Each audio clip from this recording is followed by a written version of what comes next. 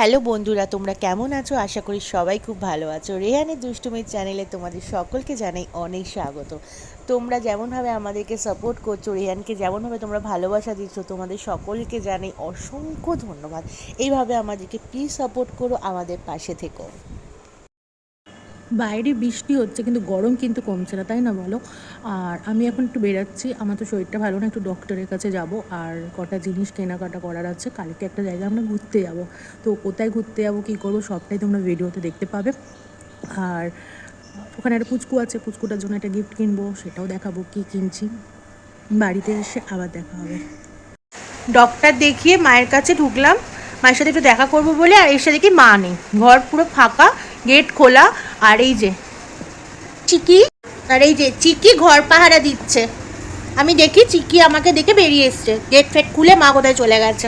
কি বলবো বলো, এনার দায়িত্বে মা ঘরটা খুলে চলে গেছে। ইনি আছে যখন আমাদের আর চিন্তা কোথায়। মা তুমি সবাইকে ভালো রেখো, মা গো তুমি সবাইকে ভালো রেখো, তুমি ভালো থেকো আর সবাইকে ভালো রেখো। তুমি তো আমাদের সোনা মা, তুমি তো আমাদের সব কিছু। সবাই তোমরা তারা মাকে প্রণাম করো, নিজের মনের আশা জানাও। যে মায়ের দুটো পুচকু, ওদের চান করার জায়গা, বাথটব। এইটা হচ্ছে একজনের বেড, একটা হচ্ছে আর একজনের বেড, দুজনে ওখানে ঘুমায়। এটা হচ্ছে একটা পুচকু, এটা হচ্ছে আর একটা পুচকু। যাদের বাড়িতে গোপাল থাকে না, তাদের কেউ কোনো দিন ক্ষতি করতে পারে না, কারণ ওরা সব সময় রুখে দাঁড়ায়। কেউ ক্ষতি করতে এলে ওরা রুখে দাঁড়ায়, ওরা তো সন্তানের মতো থাকে, ওরা তো সন্তান আমাদের, তাই না? এইটা হচ্ছে আমাদের গণেশ বাবা। আমার ছেলে খুব ভালোবাসে, আমি তো খুব ভালোবাসি, আমি তো আমার ভাই মনে করি, আমি রাখি পরাই, ভাই ফোঁটা দিই, আর আমার ছেলেও খুব ভালোবাসে। এসছে মা কোথা দিয়ে ঘুরে ফিরে। কোথায় গেছিলে তুমি? আমি দেখি গেট খোলা, চিঠি একা। আর বৃষ্টি না হলে নিয়ে আসতাম। আমরা তো কালকে হাবড়া যাব। হাবড়া যাব, বড় আম্মার বাড়ি। আরে ঠাম্মা রোজ বলছে, রোজ দিন বলছে কালকে যাব, ফুচকাটাকে নিয়ে যাব। আর ওখানে ছোট্ট বাচ্চা আছে, ওর জন্য একটা গিফট কিনবো মার্কেট থেকে। কোথায় মেলা বসেছে? টাটা। হুম হুম।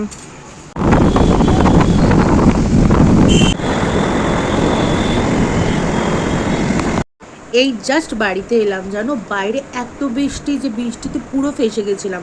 তারপরে ভেবেছিলাম ওকে মানে ওখানে কালকে যে যাবো, ওই পুচকুটার জন্য একটা ড্রেস, তার সাথে একটা খেলনা কিনবো, সেটাও কেনা হলো না।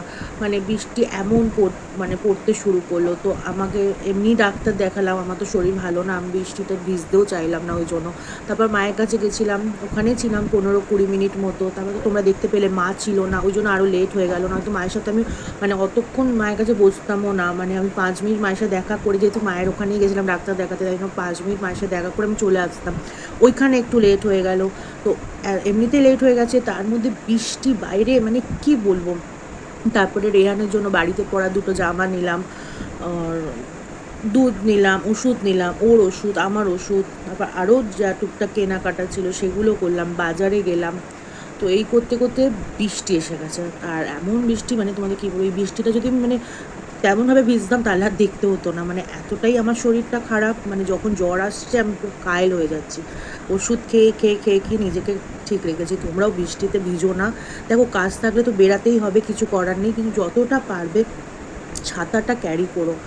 মানে এই বৃষ্টিটা খুব খারাপ, খুব খারাপ, মানে ওয়েদারটা ফট করে চেঞ্জ হচ্ছে, বাইরে বৃষ্টি, ঘরে গরম।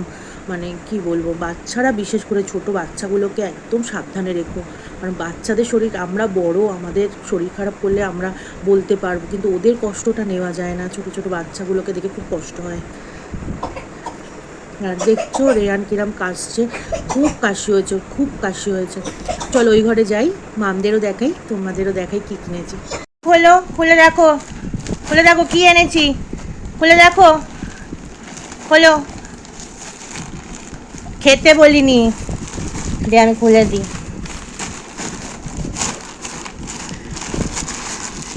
এগুলো কার? এগুলো কার?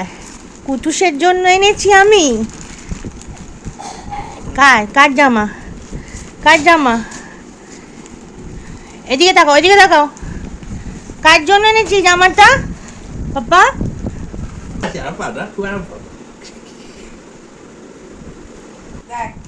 কুটু দেখো, দিদি ভাইয়ের জন্য এনেছি একটা, দিদি ভাইয়ের জন্য। আমার খুব ভালো লেগেছে, ওকে খুব ভালো লাগবে পুচকুটাকে। আরও কিছু কিনলে ভালো হতো, কিন্তু বৃষ্টিতে পুরো ফেসে গেলাম। এগুলো ছাড়, এগুলো ছাড়, এগুলো নিয়ে পাকামি করিস না। এদিকে তাকা আমার দিকে, তুই এটা নে, এটাকে নিয়ে বালিশ বানিয়ে এটার উপরে শুয়ে থাক। এটাকে নে, এটাকে মাথায় দিয়ে শো তুই। এখন আমি আর রেয়ানের পাপা খেতে বসে গেছি, আর মামদের খাওয়া হয়ে গেছে। আজকে একটু আগে পরে খেতে হচ্ছে, কারণ রেয়ান ঘরে ঘুমাচ্ছে ওই জন্য।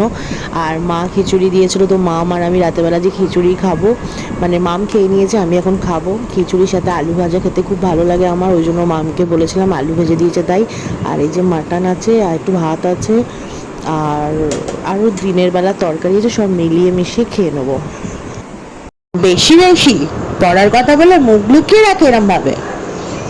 তোমরা এই বাজে ছেলেটার সাথে কেউ কথা বলবে না। এদিকে তাকাও কুটুস, এদিকে তাকাও, এদিকে তাকাও, এদিকে তাকাও। কেউ কথা বলবে না এই বাজে ছেলেটার সাথে। মুখ থেকে থুতু বার করছে, আমার গায়ে ছুটছে, কাশি হয়েছে দেখো কত।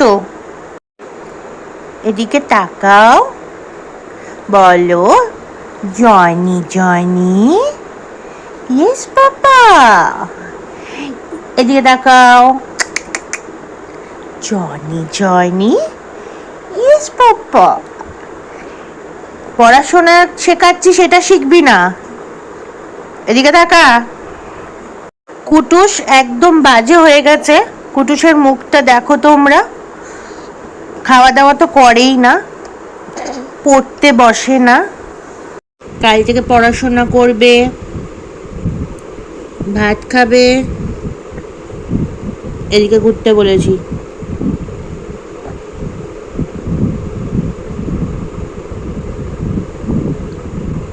এই বাচ্চাটা এক্ষুনি পড়াশোনার কথা শুনে ঘুমিয়ে পড়েছিল না? এদিকে দিকে মুখ লোকাচ্ছে, এদিকে মুখ লোকাচ্ছে, এদিকে মুখ লোকাচ্ছে। ও পড়াশোনা হবে না, অশিক্ষিত হবে। দেখো মুখে পুরো অশিক্ষিত ছাপ।